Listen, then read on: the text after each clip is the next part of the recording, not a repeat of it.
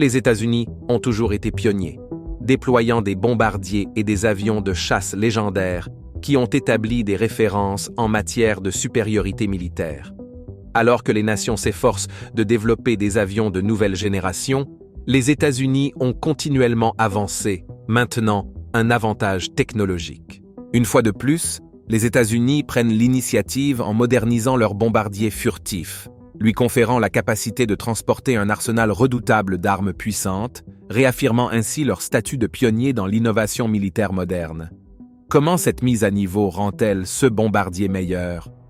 Rejoignez-nous pour explorer le bombardier américain avec de nouvelles armes puissantes qui ont choqué le monde.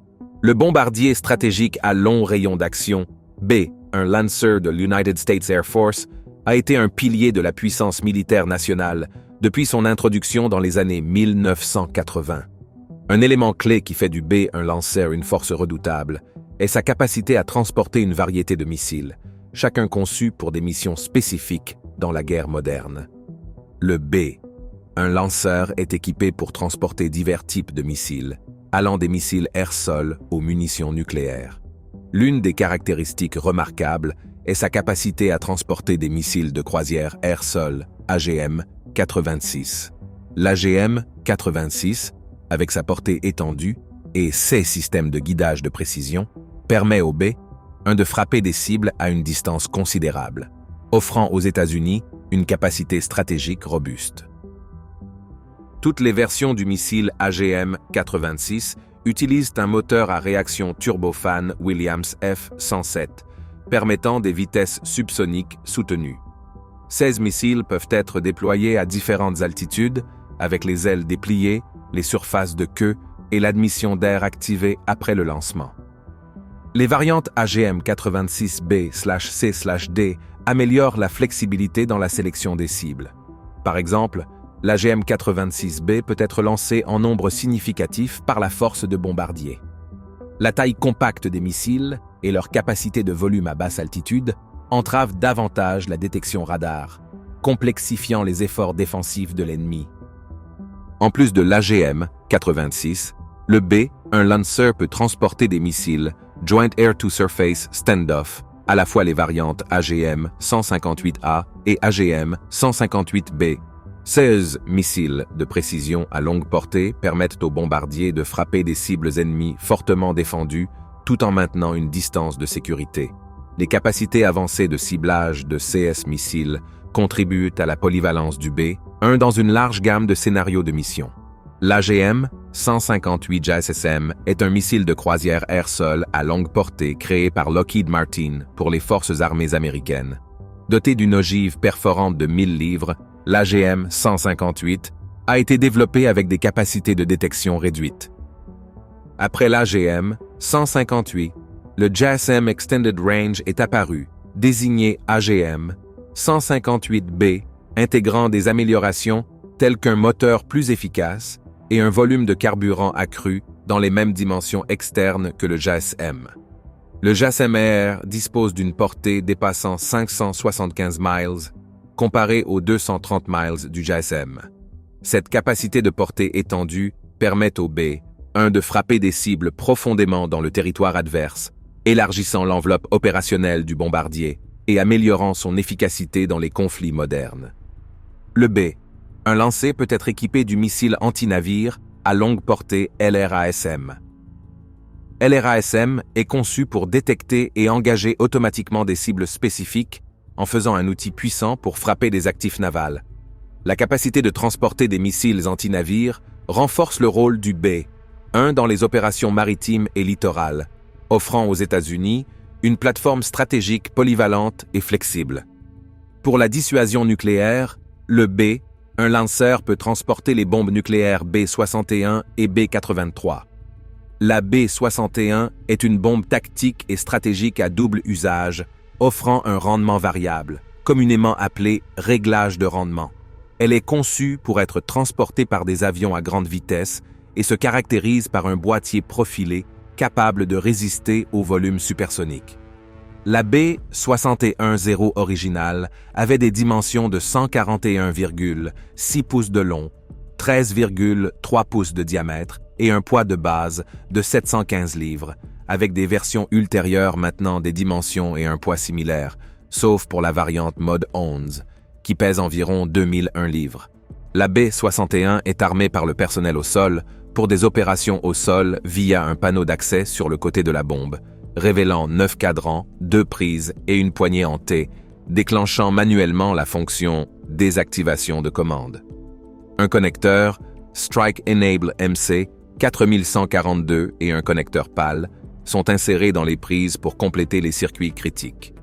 Le mécanisme désactivation de commande implique la saisie d'un code à 3 chiffres, la rotation d'un cadran en position DI, le tirage d'une poignée en forme de T, et enfin, la libération d'une goupille de percussion à ressort.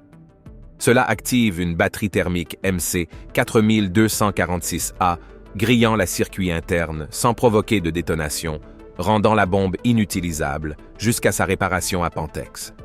En ce qui concerne la mise à feu et la livraison, la B-61 peut être configurée pour une détonation en airburst ou au sol, et elle prend en charge la chute libre retardée, ou la livraison à plat utilisant un parachute pour ralentir l'arme lors de sa libération. Seules les versions Mod 0 à 10 sont équipées d'un retardateur parachute, offrant à l'aéronef une chance d'évasion lors d'une livraison retardée ou permettant à l'arme de survivre à l'impact au sol en livraison à plat.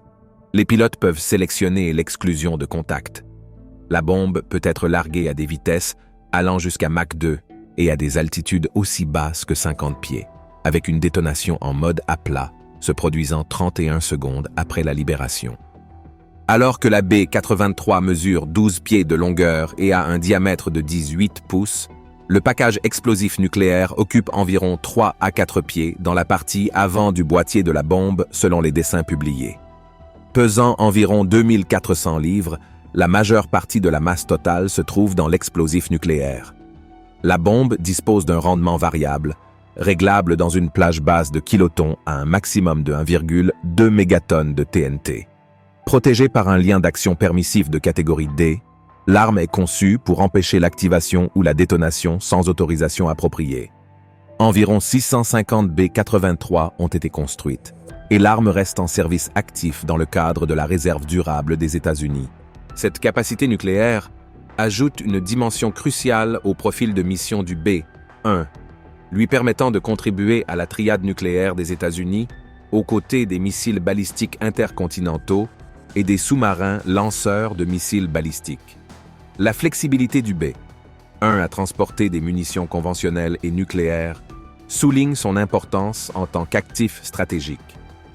En août 2019, l'US Air Force a révélé une modification de l'aéronef B-1B, lui permettant d'augmenter sa capacité de port d'armes internes et externes. En élargissant l'espace dans la baie intermédiaire de 180 à 269 pouces à l'aide d'une cloison avant mobile, la baie interne a été adaptée pour accueillir le lanceur rotatif stratégique commun. De plus, 6 des 8 points d'attache externes précédemment inutilisés ont été utilisés conformément au traité New Start. Cette amélioration a considérablement augmenté la charge utile en armes du B-1B, passant de 24 à 40. La configuration modifiée facilite non seulement le transport d'armes plus lourdes dans la plage de 5000 livres, y compris des missiles hypersoniques tels que l'AGM-183 ARRBV, mais ouvre également la voie à une intégration potentielle du AEUC, pouvant porter le nombre total d'armes hypersoniques à 31, en considérant à la fois le transport interne et externe. La DARPA a signalé le 3e volume réussi du HOC le 18 juillet 2022, où le missile a atteint une vitesse de Mach 5 à une altitude dépassant 60 000 pieds, couvrant plus de 300 000 nautiques. Le dernier test de volume réussi, annoncé le 30 janvier 2023, a démontré des capacités améliorées. La DARPA prévoit de faire progresser ces améliorations technologiques grâce au programme More Opportunities with HAWC. Le B-1 présente une configuration sophistiquée de cordelles combinées, intégrant des ailes à géométrie variable, 4 turboréacteurs, des ailerons de contrôle triangulaires et une queue cruciforme distinctive. L'adaptabilité de S et ailes permet une plage de balayage de 15 degrés à un impressionnant 67,5 degrés, stratégiquement employée pour différentes phases de volume. Les configurations d'ailes à balayage vers l'avant sont bénéfiques lors du décollage, de l'atterrissage et de la croisière économique à haute altitude, tandis que les configurations d'ailes à balayage vers l'arrière sont optimisées pour le volume à haute subsonique et supersonique. Une des caractéristiques remarquables qui améliore la polyvalence opérationnelle du B, un est SSL à géométrie variable associé à un rapport poussée-poids avantageux. Cette combinaison améliore les performances au décollage et permet à l'aéronef d'utiliser des pistes plus courtes par rapport à ses prédécesseurs, démontrant son agilité et son adaptabilité. Pour résoudre les défis aérodynamiques associés à la longueur de l'aéronef, en particulier en présence de turbulences à basse altitude, Rockwell a ingénieusement incorporé de petites surfaces de contrôle triangulaires ou ailettes près du nez du B. 1.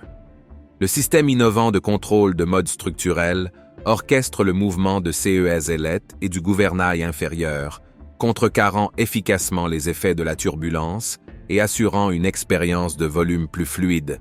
Malgré sa puissance, le B1B a certaines limitations de vitesse, incapable d'atteindre des vitesses supérieures à Mach 2. Une vitesse à basse altitude complète la vitesse maximale de Mach 1,25 à une altitude augmentée à Mach 0,92. Cette limitation délibérée protège contre d'éventuels dommages structurels et d'admission d'air pendant les opérations à haute vitesse. Le B1B utilise une stratégie avancée de réduction de la section radar pour améliorer ses capacités furtives. Les conduits d'admission d'air serpentins et les rampes d'admission fixes sont essentiels à cette approche, limitant la vitesse de l'aéronef par rapport à son prédécesseur, le B1A. De plus, des ailettes positionnées stratégiquement dans les conduits d'admission jouent un rôle crucial en déviant et en protégeant contre les retours radars des pales du compresseur du moteur hautement réfléchissantes. Le moteur propulsant le B1B, dérivé des modifications apportées au moteur du B1A, a donné naissance au GEF 100-102. Ce moteur, conçu en mettant l'accent sur la durabilité et l'efficacité accrue, s'est avéré être un noyau polyvalent. Il a été utilisé dans divers autres moteurs tels que le GEF 110 pour le F-14 Tomcat, les variantes F-15 KSG, les versions ultérieures du F-6 Fighting Falcon et le GEF 118 sans post-combustion pour le B-2 Spirit et le U-2S. Le même noyau moteur a également trouvé une application dans l'aviation civile en tant que base pour le moteur CFM56. De plus, la porte du train avant du B1B remplit une double fonction. En plus de son rôle principal dans le système de train d'atterrissage, elle sert de point de contrôle pour les équipes au sol gérant l'unité de puissance auxiliaire. Cette fonction se révèle inestimable lors de scénarios de démarrage rapide, contribuant à la disponibilité et à la réactivité du B1B lors de situations critiques de mission. Au cœur de l'efficacité opérationnelle du B1 se trouve son unité centrale de traitement, l'IBM AP101, un ordinateur renommé pour sa fiabilité et sa polyvalence. Cette technologie informatique de pointe, précédemment utilisée dans la navette spatiale et le bombardier B-52, fonctionne de manière transparente avec le langage de programmation jovial, formant le cœur des systèmes complexes du B1. Le B1 Lancer arbore le radar à balayage électronique passif ANAPQ 164 de Westinghouse pour l'avionique offensive. Ce système radar sophistiqué est équipé d'une direction électronique du faisceau et d'une antenne fixe pointée vers le bas pour minimiser l'observabilité radar. Les capacités comprennent le radar à ouverture synthétique, l'indication de cibles mobiles au sol, les modes radar de suivi de terrain, la navigation Doppler, le radar altimètre et une suite de navigation inertielle, améliorant les capacités de navigation et d'acquisition de cibles de l'aéronef. La mise à niveau B, un B-Block D, initié en 1995, a introduit un récepteur du système de positionnement global, GPS, représentant une avancée significative dans la navigation de précision. Le B1 est renforcé avec l'équipement d'avertissement radar et de brouillage défensif Eaton ANALQ 161A. Ce système complexe comprend 3 ensembles d'antennes positionnées stratégiquement. Une à la base avant de chaque aile et la 3e dirigée vers l'arrière dans le radome de la queue.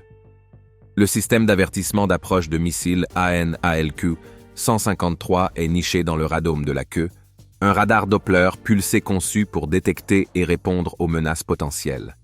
Ce système de défense est en outre renforcé par 8 distributeurs de leurre AN/ALE, 49 au sommet du cockpit, gérés de manière experte par le système de gestion avionique AN/ASQ 184. Chaque distributeur bénéficie d'une capacité substantielle de 12 leurres MJU 23AB, reconnu comme l'un des plus grands leurres contre-mesures infrarouges au monde, pesant plus de 3,3 livres. De plus, le B-1 est équipé pour transporter le système de leurre tracté ALE 50, ajoutant une couche supplémentaire de protection contre les menaces entrantes. Un élément clé contribuant à la survie du B-1 est sa section efficacement réduite de la surface radar. Bien qu'il ne soit pas officiellement désigné comme un avion furtif, la combinaison stratégique de la conception structurelle, des trajets d'admission serpentins et de l'incorporation de matériaux absorbant le radar donne une section radar d'environ 1/50 de celle du B-52 de taille similaire.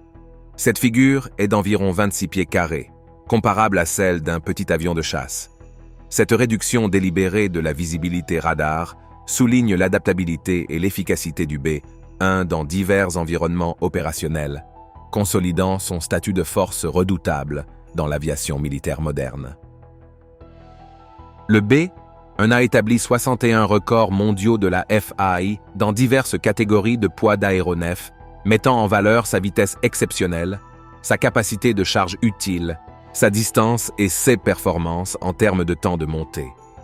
Dans un accomplissement notable en novembre 1993, 3 BUNB ont établi un record de longue distance, mettant en évidence la capacité de l'aéronef à entreprendre des missions prolongées, atteindre des destinations dans le monde entier et retourner à la base sans besoin d'arrêts intermédiaires. La National Aeronautic Association a salué l'exploit remarquable du BUNB, le reconnaissant comme l'un des 10 vols records les plus mémorables de 1994. L'US Air Force a initié la modification globale de la station de combat intégrée en 2012, marquant une étape importante dans l'amélioration des capacités du bombardier B-1B.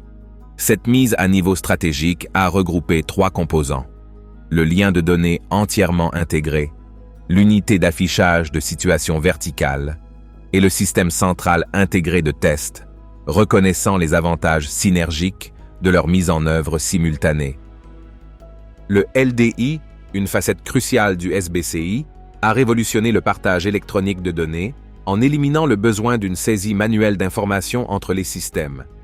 Ce processus rationalisé a amélioré l'efficacité et contribué à l'intégration transparente de divers éléments opérationnels.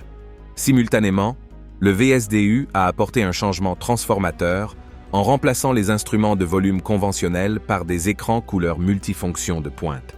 Ces affichages ont amélioré la conscience situationnelle globale du cockpit et ont servi de sauvegarde, aidant à éviter les menaces et à cibler. Le CTS, autre composant essentiel du SBCI, a introduit un système de diagnostic sophistiqué permettant à l'équipage de surveiller plus de 9000 paramètres sur l'aéronef. Cette capacité de diagnostic s'est avérée inestimable pour garantir les performances optimales du B-1B et sa disponibilité opérationnelle.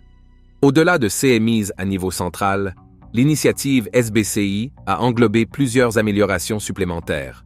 Le remplacement des 2 systèmes de navigation inertielle gyroscopique à masse tournante par des systèmes à gyroscope laser annulaire et l'ajout d'une antenne GPS ont marqué une avancée significative dans la technologie de navigation. Le radar APQ 164 a été considérablement modernisé, remplacé par le radar à balayage électronique actif Scalable Agile Beam Radar, Global Strike. Un nouvel indicateur d'attitude a également contribué à l'amélioration de la suite avionique du B-1B. À la fin de 1990, des incendies de moteurs dans 2 B-1B ont entraîné l'immobilisation de la flotte en raison de problèmes de ventilateurs de première étape. Mis en alerte limitée, l'aéronef était immobilisé sauf en cas de guerre nucléaire. Après des inspections et des réparations, ils ont repris du service le 6 février 1991. En 1991, le B-1 avait une capacité conventionnelle en développement, avec 40 capables de déployer la bombe MK-82 de 500 livres, principalement depuis basse altitude. Cependant, des problèmes de moteur ont empêché leur utilisation pendant l'opération Desert Storm lors de la guerre du Golfe. À cette époque, les B-1 étaient principalement réservés aux missions de frappe nucléaire stratégique contre l'Union soviétique, tandis que le B-52 était plus adapté à la guerre conventionnelle, utilisée par les forces de la coalition. À l'origine conçu pour la guerre nucléaire, le B-1 a connu des retards pour devenir un bombardier conventionnel efficace. Avec l'effondrement de l'Union soviétique soulevant des questions sur son rôle nucléaire, le président George H.W. Bush a ordonné une modernisation conventionnelle de 3 milliards de dollars. Après la désactivation du SAC et la création du commandement du combat aérien en 1992, le B-1 a acquis des capacités améliorées en matière d'armes conventionnelles. La division B-1 de l'école des armes de l'US Air Force a commencé, et d'ici 1994, 2 ailes de bombardier B-1 supplémentaires ont été créées dans la Garde nationale aérienne. Au milieu des années 1990, le B-1 pouvait déployer des armes GP et diverses CBU. Et à la fin des années 1990, avec la mise à niveau Bloc D, il disposait d'une gamme complète de munitions guidées et non guidées. Le B-1 a connu sa première action de combat en soutien aux opérations en Irak lors de l'opération Desert Fox en décembre 1998, utilisant des armes GP non guidées. Par la suite, les B-1 ont été utilisés dans l'opération Allied Force et ont notamment joué un rôle important dans l'opération Enduring Freedom en Afghanistan et dans l'invasion de l'Irak en 2003. Au cours de ces missions, le B-1 a déployé diverses armes conventionnelles, la GBU-30 et une JDAM de 2000 livres étant particulièrement notable. 8 B-1 étaient responsables de près de 40% de l'armement aérien, dont environ 3900 JDAM au cours des 6 premiers mois de l'opération Enduring Freedom. Le B-1 a été crucial pendant l'opération Enduring Freedom, atteignant un taux de mission opérationnel de 79%.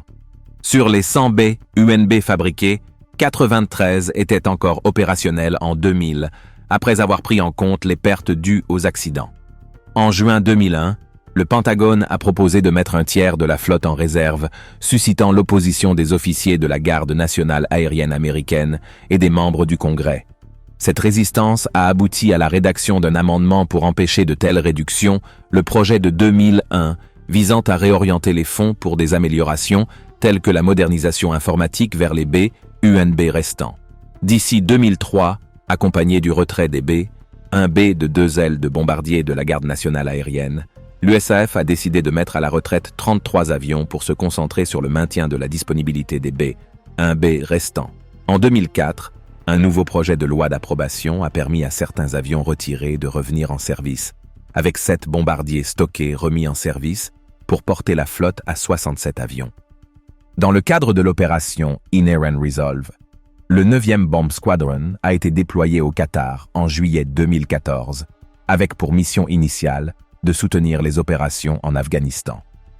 Cependant, lorsque la campagne aérienne contre l'État islamique a commencé le 8 août, les avions B-1 de l'escadron ont été redirigés vers l'Irak. Tout au long de la bataille de Kobané en Syrie, les B-1 de l'escadron ont été essentiels, larguant 660 bombes en 5 mois pour aider les forces kurdes défendant la ville. Cela représentait un tiers de toutes les bombes utilisées pendant la période OAR, entraînant l'élimination d'environ 1000 combattants de l'État islamique. Le B-1 du 9e escadron de bombardement est allé Winchester, utilisant toutes les armes à bord 31 fois au cours de son déploiement, larguant plus de 2000 GDM au cours de la rotation de 6. Les B-1 du 28 Bomb Wing ont effectué 490 sorties, larguant 3800 munitions sur 3700 cibles au cours d'un déploiement de 6 mois. En février 2016, les B-1 1 ont été rappelés aux États-Unis pour des mises à niveau de cockpit. Alors que le un B-Lancer modernisé prend la place centrale avec son armement puissant, il annonce un changement de paradigme dans la guerre aérienne, promettant une domination stratégique. Le B-21 Spirit et le B-2 Raider, présentant des avancées furtives et stratégiques de pointe, complètent parfaitement le B-1B, consolidant l'arsenal de bombardiers des États-Unis. Ensemble, ces avions de nouvelle génération garantissent une polyvalence inégalée, renforçant l'engagement de la nation envers l'innovation et la préparation. Ce trio dynamique témoigne de l'engagement des États-Unis à maintenir la supériorité aérienne et à projeter leur puissance à travers des théâtres divers. Merci de nous avoir regardés. Pendant que vous êtes toujours ici, cliquez sur le lien à l'écran pour découvrir plus de nos vidéos. À bientôt!